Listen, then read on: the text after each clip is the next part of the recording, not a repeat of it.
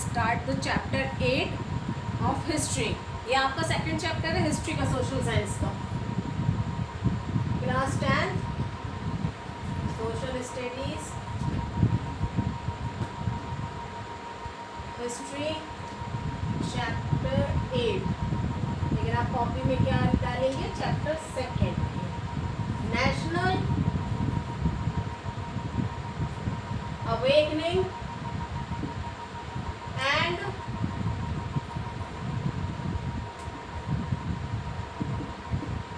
Establishment of political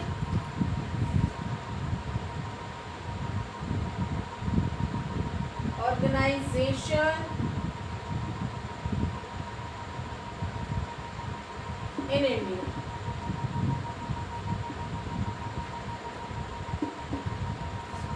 national awakening and establishment of political organization India means के राष्ट्रीय जागरूकता और पॉलिटिकल ऑर्गेनाइजेशन का एस्टैब्लिशमेंट हमारे इंडिया में, इसके बारे में हम इस चैप्टर में डिस्कस करेंगे। जब फ्रीडम स्ट्रगल स्टार्ट हुआ 1857 में, तो फर्स्ट एवर ऑर्गेनाइज्ड जो था वो बनना स्टार्ट हुआ ताकि ब्रिटिश रूल को हमारे इंडिया से ख़त्म किया जा सके, क्योंकि धीरे धीरे ब्रिटिशर्स ने अपनी जड़ें हमारे इंडिया में फैला ली थी। तो उसको ख़त्म करने के लिए हमारे इंडियंस ने कुछ पॉलिटिकल ऑर्गेनाइजेशन इस्टेब्लिश किए और नेशनल अवेकनिंग की फीलिंग उनमें आने लगी, मतलब वो जागरूक होने लगे अपने राष्ट्र को लेके। ये जो स्ट्रगल था उन्होंने ब्रिटिश आर्मी को क्रश करने के लिए बनाया। इसका रिजल्ट ये हुआ कि जो फीलिंग्स थी डिस्पेयर अमंग इंडियंस, मतलब राष्ट्रीयता की जो फीलिंग थी, नेशनलिस्ट जो फीलिंग थी, वो इंडियंस में बढ़ने लगी। और जो मेमोरीज़ हैं इन सब की फ्रीडम स्ट्रगल की रिमाइंडेड है, आज भी इंडियंस के माइंड में जिंदा है। ये awakening which took place following freedom struggle develop a pure nationalistic feeling among Indians, और एक प्योर नेशनलिस्ट फीलिंग इंडियंस के बीच में डेवलप हुई। They realized that there was a difference of interest between Indians and British regime। ये देखा गया यहाँ पे, ये जो इंटरेस्ट था इंडियंस और ब्रिटिश का, वो बहुत ज़्यादा एक दूसरे से क्या था, डिफरेंस था। और अपने अपने इंटरेस्ट को, मतलब जो ब्रिटिशर्स थे अपने इंटरेस्ट को प्रमोट करने के लिए इंडियंस को एक्सप्लॉइट करने लगे, इंडियन का शोषण करने लगे। तो इंडियन को रियलाइज्ड हुआ कि ये तो हमारा शोषण कर रहे हैं, तो उन्होंने अपने नेशनलिस्ट फीलिंग को वेकअप कर लिया, मतलब वो जाग उठे अपने राष्ट्र को लेके, है ना। और उनके अंदर वर्क विद द फीलिंग, मतलब एक साथ काम करने की feeling, self respect, unity, freedom और नेशनलिज्म की अपनी कंट्री को लेके उन्होंने, और फॉरेन रूल के अंदर जो ये सब काम कर रहे थे वो उसको लेके उनके हार्ट में नेशनलिस्ट फीलिंग बढ़ने लगी। तो इतना आपको समझ में आया कि जब ब्रिटिशर्स एक्सप्लॉइट करने लगे इंडियंस को, इंडियंस ने मिलजुल के काम करना स्टार्ट किया, है ना। मिलजुल के काम किया, यूनिटी बनाई, फ्रीडम चाहते थे वो भी, और अपनी कंट्री को वापस फॉरेन रूल्स के हाथों से छुड़वाना चाहते थे। जो ब्रिटिशर्स ने अपनी जड़ें फैला ली थी ना, उसको इंडियन से ख़त्म करना चाहते थे, और इंडियंस के हार्ट में ये नेशनलिस्ट की फीलिंग पनपने लगी, उसका अवेकनिंग होने लगा, है ना। The reasons of national awakening in India. अब जो अवेकनिंग थी, यानी जो जागरूकता इंडिया में आई, उसके रीज़न क्या थे, क्यों इंडियंस जागरूक हो गए इस चीज़ को लेके? तो कुछ रीजन्स जो थे वो इसलिए हुए क्योंकि ब्रिटिश पॉलिसीज़ जो थी वो बहुत ज़्यादा एक्सप्लॉइट कर रही थी इंडियंस को, मर्जर एंड कंट्रोल की। तो 1857 में ये स्ट्रगल स्टार्ट हुआ, और इसी स्ट्रगल ने नेशनलिस्ट की फीलिंग्स इंडियंस में बहुत ज़्यादा स्ट्रॉन्ग फीलिंग पैदा कर दी थी, मतलब बहुत ज़्यादा स्ट्रॉन्ग फीलिंग आ गई थी उनके अंदर कि अब तो हमें ब्रिटिशर्स रूल को हटाना है। फर्स्ट है हमारा जो रीज़न है नेशनल अवेकनिंग के इंडिया में, फर्स्ट है political reason. Even before the struggle of freedom of 1857, the east India company had taken over the control of entire India with the approval of British government. जो struggle था, मतलब 1857 के struggle से पहले ही east India company ने पूरा entire India में अपना कब्ज़ा कर लिया था, और ब्रिटिश गवर्नमेंट ने क्या करा था, पूरे एंटायर इंडिया में अपना कब्ज़ा कर लिया। और यहाँ आफ्टर द इवेंट्स ऑफ 1857, लेकिन 1857 के बाद कंपनी रूल जो था, मतलब ईस्ट इंडिया कंपनी रूल कर रही थी, तो उसका एंड हो गया और पूरा का पूरा जो नेशन है किसके अंडर कंट्रोल आ गया, ब्रिटिश गवर्नमेंट के। क्योंकि क्या होने लगा था, स्ट्रगल स्टार्ट हो गया था। तो स्ट्रगल से पहले तो कंपनी के अंडर कंट्रोल था इंडिया, लेकिन जैसे 1857 का स्ट्रगल स्टार्ट हुआ तो उसके बाद ब्रिटिश गवर्नमेंट ने अपने हाथों में पूरा का पूरा रूल ले लिया था इंडिया का। और एक ब्रिटिश पार्लियामेंट में एक ऑर्डिनेंस पास हुआ 1858 में, जिसमें कुछ एडमिनिस्ट्रेटिव चेंजेस किए गए इंडिया को, but did not change the plight of Indians. लेकिन ये इंडियंस के लिए नहीं थे। इंडिया में कुछ एडमिनिस्ट्रेटिव चेंजेस लेके आए। यहाँ पे क्वीन विक्टोरिया ने एश्योर किया कि for the people of India as well as for native rulers that the past mistake would not be repeated. कि क्वीन विक्टोरिया ने भी एक ये एश्योरेंस दिया इंडियन लोगों के लिए कि इनके मतलब ये जो पास्ट मिस्टेक, ये जो गलतियाँ हो चुकी हैं उसको दोबारा रिपीट नहीं किया जाएगा। और मतलब इंडियंस के साथ जो ब्रिटिशर्स ने जो गलत किया है वो गलतियाँ दोबारा दोहराई नहीं जाएंगी। और साथ में ही जो इंडियंस के साथ जो डिस्क्रिमिनेशन होता था, भेदभाव किया जाता था, वो भी नहीं किया जाएगा। But these statements assurance were never followed by the British government. Queen Victoria ने तो ऐसा एश्योरेंस दे दिया कि इंडिया के साथ बुरा बर्ताव नहीं करेंगे, उनके साथ कोई भेदभाव नहीं किया जाएगा, और जो गलती हुई है पिछली उनको भी दोहराया नहीं जाएगा। लेकिन ब्रिटिश गवर्नमेंट ने ऐसा कोई भी एश्योरेंस नहीं माना, कभी भी नहीं माना। ब्रिटिश गवर्नमेंट ने एक यूनिफॉर्म एडमिनिस्ट्रेशन एस्टैब्लिश किया पूरे इंडिया में, जिससे वो यूनिटी एंड सिक्योरिटी जो थी वो एम्पायर की अपना खुद की बनाए रख सकें। Uniform laws and judicial system were established. Uniform laws और जुडिशियल सिस्टम यहाँ एस्टैब्लिश किया गया। This unified administration started by the British government developed a sense of unity and awakening among Indians. ये यूनिफाइड एडमिनिस्ट्रेशन ब्रिटिश गवर्नमेंट के through start किया गया ताकि sense of unity जो है वो उसका अवेकनिंग हो सके। While this Uniform Administration Act was passed by British in the interest of their own empire, it proved to be encouraging for national unity. But अब यहाँ पे जो एक्ट पास हुआ था वो सिर्फ ब्रिटिश इंटरेस्ट के लिए ही था, इंडियंस के लिए नहीं था। इसमें सिर्फ किसका फ़ायदा होना था, ब्रिटिशर्स का फ़ायदा होना था, है ना। तो पॉलिटिकल रीज़न था एक कि अवेकनिंग ऑफ इंडियन कि मतलब इंडिया में नेशनल अवेकनिंग क्यों हुआ, क्योंकि सबसे पहले पॉलिटिकल रीज़न की वजह से ब्रिटिशर्स जो भी कर रहे थे वो अपने फ़ायदे के लिए कर रहे थे। सेकंड है रिलीजियस एंड सोशल रिजर्जेंस। रिलीजियस और सोशल रिफॉर्म मूवमेंट भी एक इम्पॉर्टेंट रोल प्ले कर रहा था नेशनलिस्ट फीलिंग की डेवलपमेंट के लिए। मतलब हमारे राष्ट्र के प्रति हमारी भावनाओं को डेवलप करने के लिए सोशल एंड रिलीजियस मूवमेंट ने भी एक बहुत अच्छा रोल प्ले किया था। जो हमारे प्रोमिनेंट लीडर थे उन्होंने मतलब इस मूवमेंट के लिए उन्होंने भी पॉलिटिकल अवेकनिंग करा। ये मूवमेंट डेवलप हुआ था ताकि जो फीलिंग है of respect for Indian culture in the heart of Indians, यानी जो इंडियन कल्चर की रिस्पेक्ट है हर इंडियन के हार्ट में होनी चाहिए कि हम इंडियन हैं, हमारे लिए हमारा इंडियन कल्चर बहुत ज़्यादा रिस्पेक्टिव है। तो ये फीलिंग बढ़ाने के लिए हमारे प्रोमिनेंट लीडर ने बहुत अच्छा स्टेप्स उठाए थे, बहुत अच्छे कदम उठाए थे। सोशल रिलीजियस रिफॉर्मर्स और लीडर जो थे जैसे Raja Ram Mohan Roy, Swami Vivekananda, Swami Dayanand Saraswati, Ramakrishna Paramhansa, Mrs Annie Besant etcetera kindled the feelings of pride about self religion, homeland and self governance। तो इन्होंने ऐसी फीलिंग्स को जागरूक करने के लिए लोगों में कि मतलब वो सेल्फ रिलीजन, होमलैंड और सेल्फ गवर्नेंस के प्रति बढ़ावा दें, है ना, इंडियंस को। तो ऐसी फीलिंग को जागरूक करने के लिए उन्होंने ये रिफॉर्म्स चलाए थे। Movement of 19th century was basically religious in nature. जो 19th सेंचुरी में जो मूवमेंट चलाया गया वो बेसिकली क्या था, रिलीजियस था, है ना, उसकी प्रकृति क्या थी, धार्मिक थी। And they had the inclusion of nationalist feeling in that. और इसका मतलब ये था कि लोगों में नेशनलिस्ट फीलिंग को डाला जाए कि भाई राष्ट्र के लिए आपकी कुछ भावनाएं हैं तो स्वामी दयानंद सरस्वती ने आर्य समाज की स्थापना की, स्वामी विवेकानंद ने रामकृष्ण मिशन की, और मैनी मोर मूवमेंट इस इस तरीके के मूवमेंट चलाए गए ताकि लोगों में रीअवेकनिंग हो सके।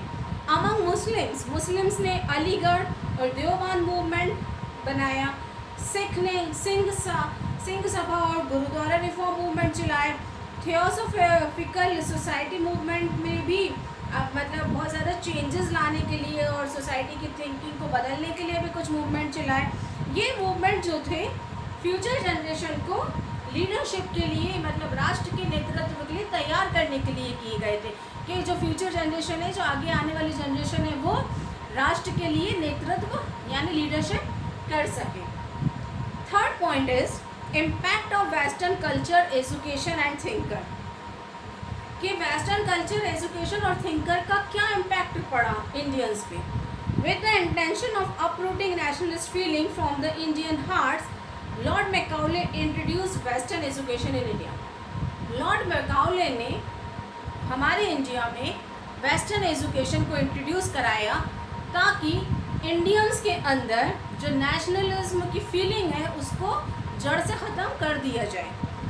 His intention in spreading Western education in English was to develop a class of people who would work in the interest of the British government. उनका इंटेंशन इस वेस्टर्न एजुकेशन को फैलाने का ये था कि जो इंडियंस हैं, जो इंटरेस्टेड है ब्रिटिश गवर्नमेंट के साथ काम करने के लिए, तो वो क्या करेंगे, वो क्लास वो डेवलप होगी, है ना। ब्रिटिश गवर्नमेंट के साथ काम करने की जो फीलिंग है उनकी डेवलप होगी अगर हमने उनको वेस्टर्न एजुकेशन प्रोवाइड कराई तो। But on the contrary, the spread of English education inspired Indians to free themselves from the clutches of foreign rule. लेकिन इसका तो उल्टा ही असर हो गया।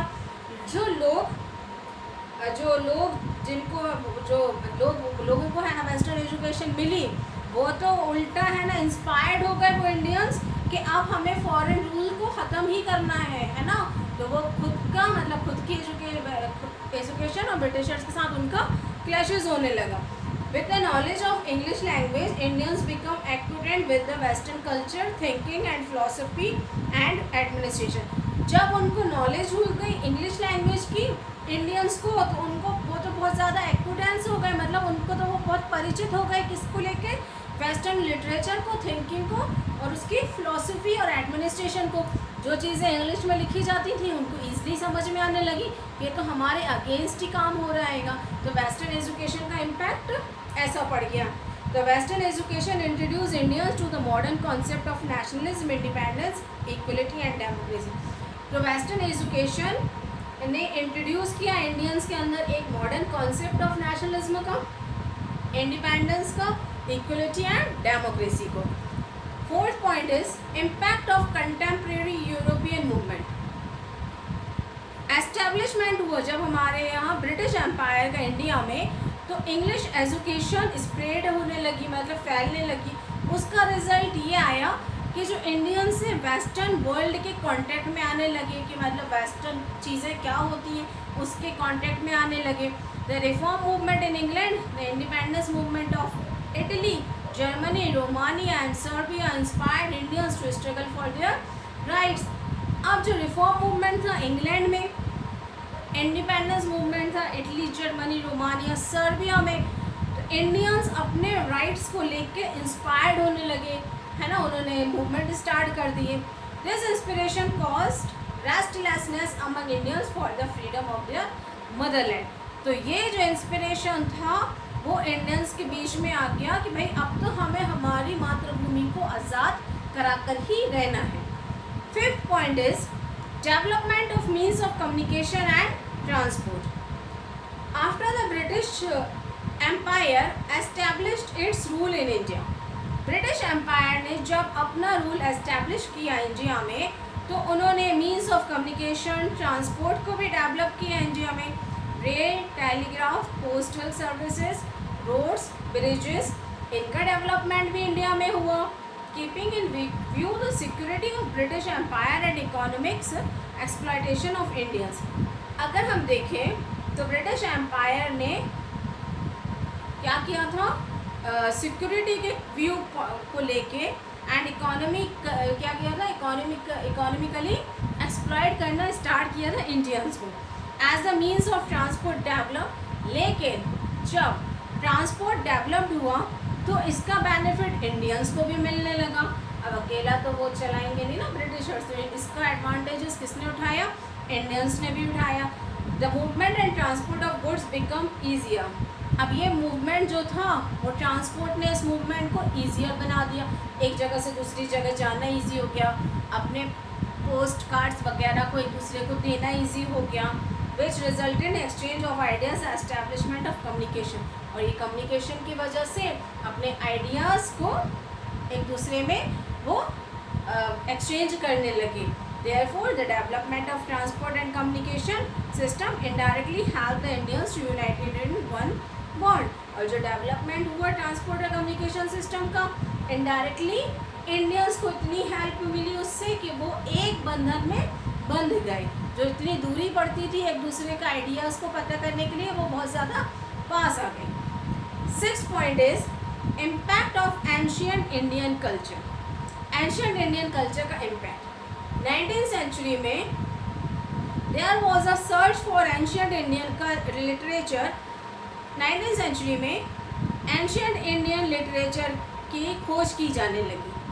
With the help of Indian and western scholars many important books were translated in English from Sanskrit. Indian और western scholars की help से बहुत सारी बुक्स को ट्रांसलेट किया गया इंग्लिश से संस्कृत में, है ना, या फिर संस्कृत की बुक्स को इंग्लिश में ट्रांसलेट किया गया।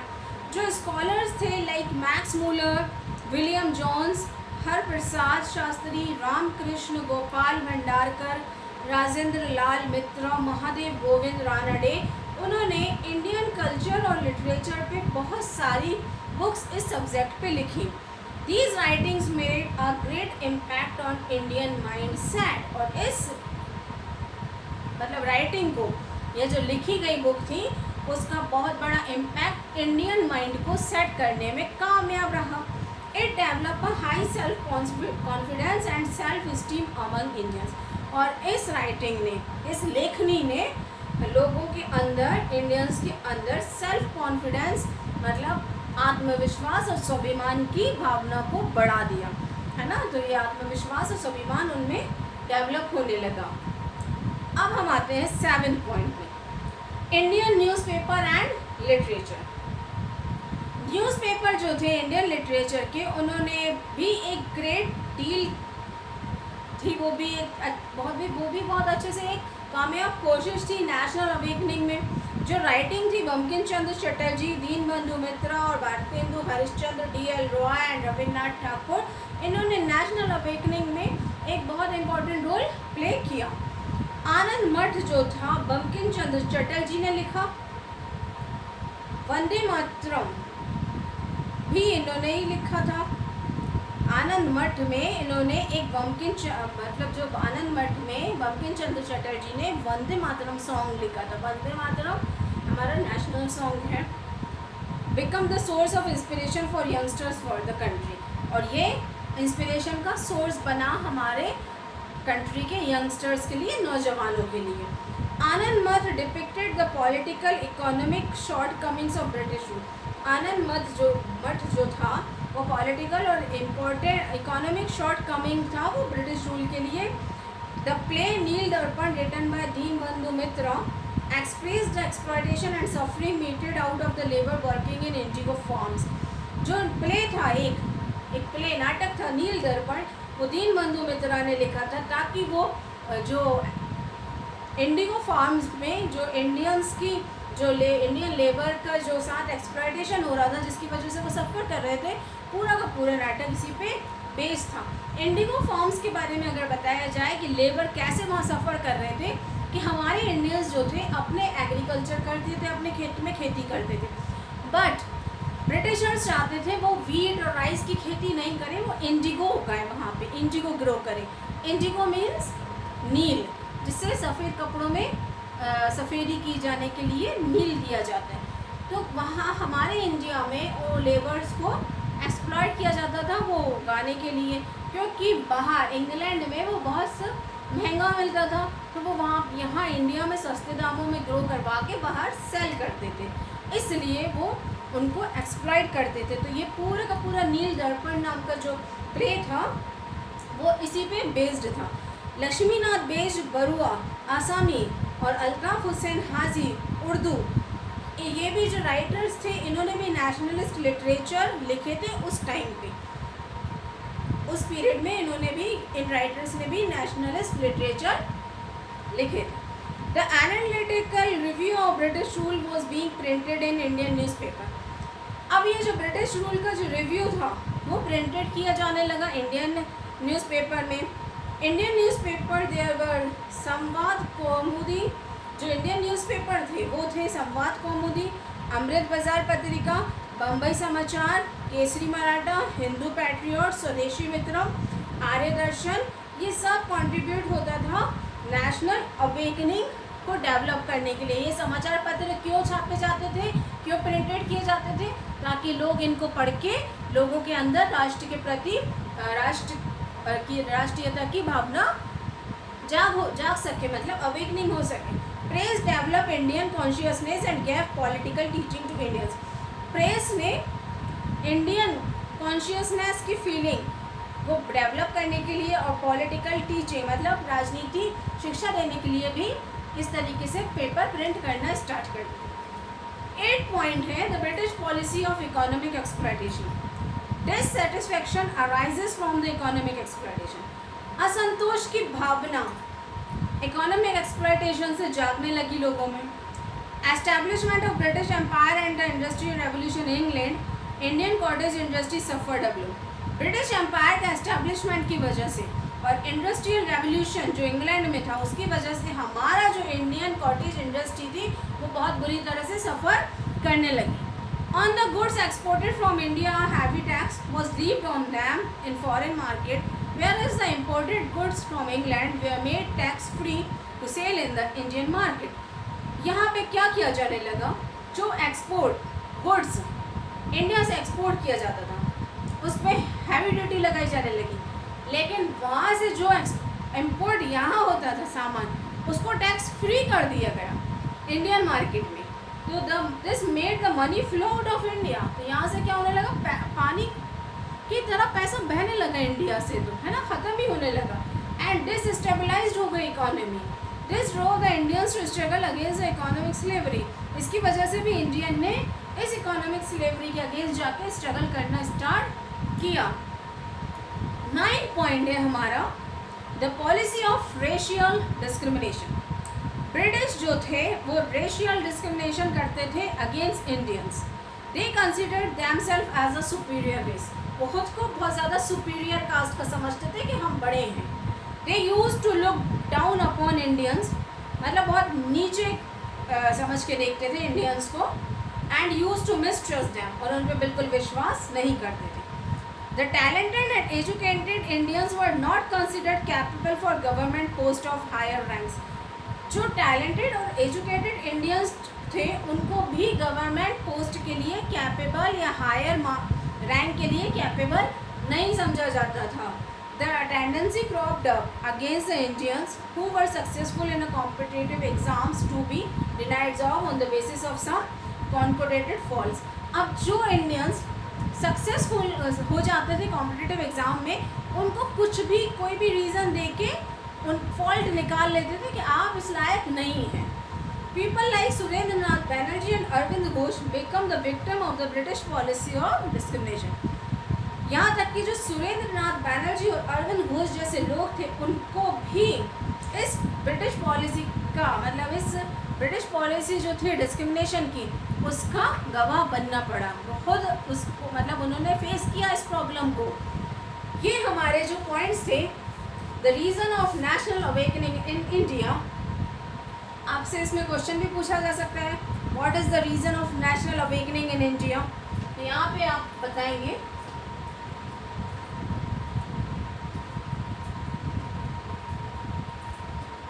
द रीजंस ऑफ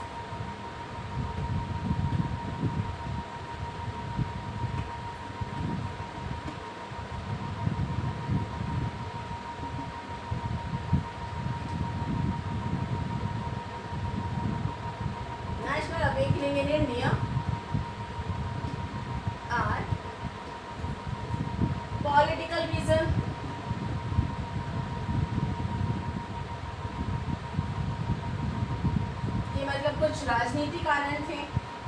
फिर हम कहेंगे religious and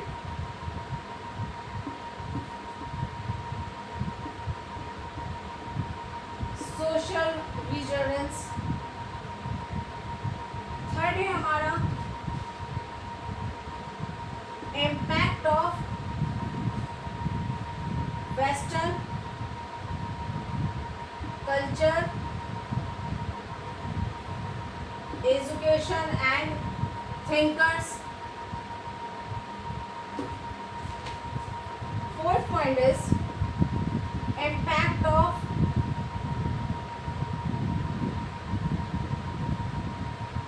contemporary European movements. Fifth is development of means of communication and transport. Sixth, impact of ancient Indian culture. Seventh है Indian newspaper and literature.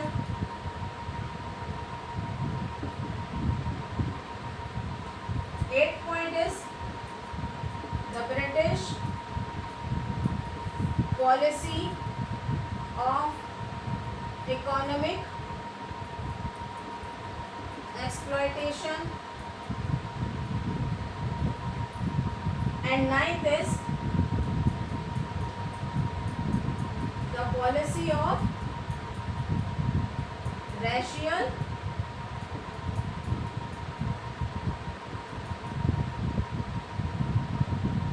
discrimination. ये आपको 9 points यहाँ पे discuss करने होंगे। तो reason of national awakening in India, तो ये 9 पॉइंट्स आप करेंगे और इसके बारे में भी आप थोड़ा सा यहाँ पे एक्सप्लेन करेंगे। अब हमारा आता है, तो ये सारे 9 पॉइंट समझ में आ गए। फर्स्ट पॉइंट में हमने बता दिए थे पॉलिटिकल रीज़न क्या थे, कि भाई पॉलिटिकल रीज़न थे, लेकिन ब्रिटिश क्वीन विक्टोरिया ने ऐसा कहा था कि डिस्क्रिमिनेशन नहीं होगा, लेकिन फिर भी ब्रिटिश गवर्नमेंट नहीं मानी। Second, religious and social resurgence, इसमें कुछ मूवमेंट्स चलाए गए। रिलीजियस एंड सोशल रिफॉर्म ने भी मूवमेंट ने भी एक इम्पॉर्टेंट रोल प्ले किया, जिसमें राजा राम मोहन रॉय, स्वामी विवेकानंद और रामकृष्ण परमहंस, एनी बेसेंट, ये सब लोगों ने भी कुछ सोशल और रिलीजियस रिफॉर्म मूवमेंट स्टार्ट किए थे। अब वेस्टर्न कल्चर एजुकेशन का इम्पैक्ट क्या पड़ा, कि ये पड़ा कि आप तो गलत तरीके से देना चाह रहे थे ताकि यूनिटी ख़त्म हो जाए, लेकिन लोग अवेयर हो गए और आपकी खुद की वेस्टर्न एजुकेशन और फिलॉसफी और थिंकिंग को समझने लगे। नेक्स्ट आया कंटेम्प्रेरी यूरोपियन मूवमेंट। जो मूवमेंट थे वो इंग्लिश एजुकेशन की वजह से पूरे सब जगह फैल गए। अब डेवलपमेंट आपने किया means of communication and transport का, जिसकी वजह से आपको फ़ायदा होना था, लेकिन वो इंडियंस को भी फ़ायदा होने लगा उस चीज़ को लेके। Impact on ancient Indian culture, कि एंशिएंट इंडियन कल्चर का इम्पैक्ट क्या पड़ा, ये इम्पैक्ट पड़ा कि जो कुछ संस्कृत की बुकें थी उनको इंग्लिश में ट्रांसलेट किया गया, है ना, या फिर संस्कृत और या फिर इंग्लिश की बुक थी उनको संस्कृत में ट्रांसलेट किया गया। तो दोनों के लिए ये चीज़ें बहुत अच्छी रही। इंडियन न्यूज़पेपर और लिटरेचर, इंडियन न्यूज़पेपर ने भी ब्रिटिश के अगेंस्ट जाके प्रिंट करना स्टार्ट कर दिया, ताकि लोगों के पास ये पब्लिश करना स्टार्ट किया, ताकि लोगों के पास ये पेपर पहुँचे और लोग मूवमेंट्स को लेके अवेयर हो जाए। अब ब्रिटिश पॉलिसी जो इकोनॉमिकली एक्सप्लॉइट कर रही थी लोगों को, मतलब यहाँ पे हैवी टैक्सेस इंडिया में लगाती थी और इंग्लैंड में सामान को टैक्स फ्री कर देती है। पॉलिसी ऑफ रेशियल डिस्क्रिमिनेशन, अब यहाँ पे पॉलिसी ऑफ रेशियल डिस्क्रिमिनेशन से ये समझिए कि यहाँ पे इंग्लिश एजुकेशन इतनी ज़्यादा इम्पॉर्टेंट थी, यहाँ पे इंडियंस को हायर पोस्ट के लिए और कैपेबल भी अगर वो हैं, एजुकेटेड हैं और टैलेंटेड भी हैं इंडियंस और एजुकेटेड भी हैं, तब भी उनको गवर्नमेंट की हायर पोस्ट के लिए नहीं रखा जाता था। और अगर वो पास हो भी गए तो कुछ ना कुछ फॉल्ट निकाल के कमी बता दी जाती थी। तो ये हमारे 9 पॉइंट्स हो गए रीजंस ऑफ नेशनल अवेकनिंग।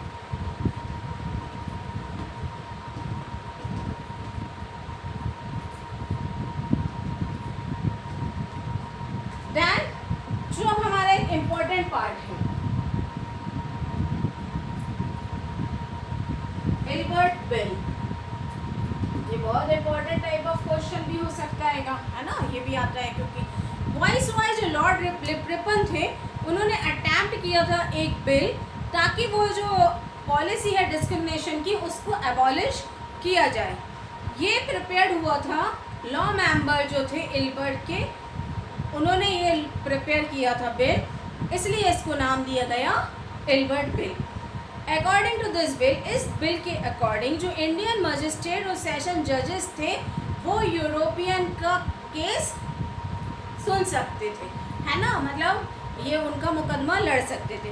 पहले क्या होता था, जो इंडियन मजिस्ट्रेट थे उनके पास अथॉरिटी नहीं होती थी यूरोपियन क्रिमिनल्स की मुकदमा करने की, है ना, या उनकी सुनवाई करने की। लेकिन ये एल्बर्ट बिल पास हुआ जिससे इंडियन जजेस और सेशन कोर्ट क्या कर सकता था, यूरोपियन के भी मुकदमे देख सकते थे, सुनवाई कर सकते थे, है ना। तो लेकिन एल्बर्ट बिल इसलिए भी पास किया गया कि जो डिस्क्रिमिनेटिंग की जो पॉलिसी है इंडियंस के साथ, इंडियन के अगेंस्ट, तो उसको ख़त्म किया जाए। लेकिन यूरोपियंस ने कलेक्ट होके इस बिल के अगेंस्ट प्रोटेस्ट करना स्टार्ट कर दिया। उन्होंने कहा नहीं, हम ऐसा कोई बिल नहीं मानेंगे, हमारी सुनवाई हमारे यूरोपियन जज ही करेंगे। तो उन्होंने इसको ब्लैक रूलिंग नाम दे दिया, काला कानून नाम दे दिया कि भाई ये तो काला कानून है। तो at last British government had to withdraw the Albert bill, this affect Indians adversely. और लास्ट में क्या हुआ, ब्रिटिश गवर्नमेंट को अपना एल्बर्ट बिल विथड्रॉ करना पड़ा और इसका बहुत बुरा असर हम इंडियंस पे पड़ा। तो आपको समझ में आया एल्बर्ट बिल, ये इम्पॉर्टेंट है। The reactionary policy of Lord Lytton was racially discriminatory in nature. जो लॉर्ड लिटन की रिएक्शनरी पॉलिसी थी उस बहुत ज़्यादा रैशियली डिस्क्रिमिनेटिंग इन नेचर थी। लॉर्ड लिटन ने 4 years तक इस पॉलिसी को चलाया, 1876 से 1880 तक। इस पीरियड में उन्होंने British cloth from any kind of taxes, British cloth को बिल्कुल किसी भी टैक्स से फ्री कर दिया। Instead of providing relief to drought victim, he organized a दरबार in the honor of Queen Victoria। और जब इंडियंस सूखे की वजह से, फेमाइन और ड्रॉट की वजह से परेशान थे, उस वक्त ये क्वीन विक्टोरिया के ऑनर में दरबार लगा रहे थे। हम इंडियंस का साथ छोड़ के ये क्या कर रहे थे, अपनी क्वीन विक्टोरिया के लिए दरबार लगा रहे थे। और फिर उन्होंने इंडियंस को वेपन्स रखने के लिए लाइसेंस ज़रूरी कर दिया कि इनके पास लाइसेंस होना चाहिए। और उन्होंने एक वर्नाकुलर प्रेस एक्ट स्टार्ट किया जिसमें न्यूज़, जो लोकल लैंग्वेज में न्यूज़पेपर नहीं छापे जाएंगे, लोकल लैंग्वेज जो थी उसमें न्यूज़पेपर नहीं छपना चाहिए, ये वर्नाकुलर प्रेस एक्ट में इंट्रोड्यूस किया गया। तो ये आपको समझ में आ गया कि introduce vernacular press act for the suppression of the newspaper in the local languages. This way initially the reawakening in the Indian took place through the social and religious reform movement. Initially reawakening start हो गई Indian के बीच में, social and religious reform movement start हो गया। ये movement ने Indians के अंदर self respect, patriotism, economic and political reason, politically अपने आप को स्ट्रॉन्ग करने का, नेशनलिस्ट फीलिंग को स्ट्रॉन्ग करने का बीज होना स्टार्ट कर दिया। तो ये भी कारण थे कि भाई नेशनल अवेकनिंग क्यों हुआ, इसलिए हुआ। ठीक है, तो यहाँ तक हमारा ये हो गया है कंप्लीट। अब हम नेक्स्ट क्लास में देखेंगे political organization period to the establishment of Indian National Congress. तो ये हम नेक्स्ट क्लास में कंटिन्यू करेंगे। Okay, thank you.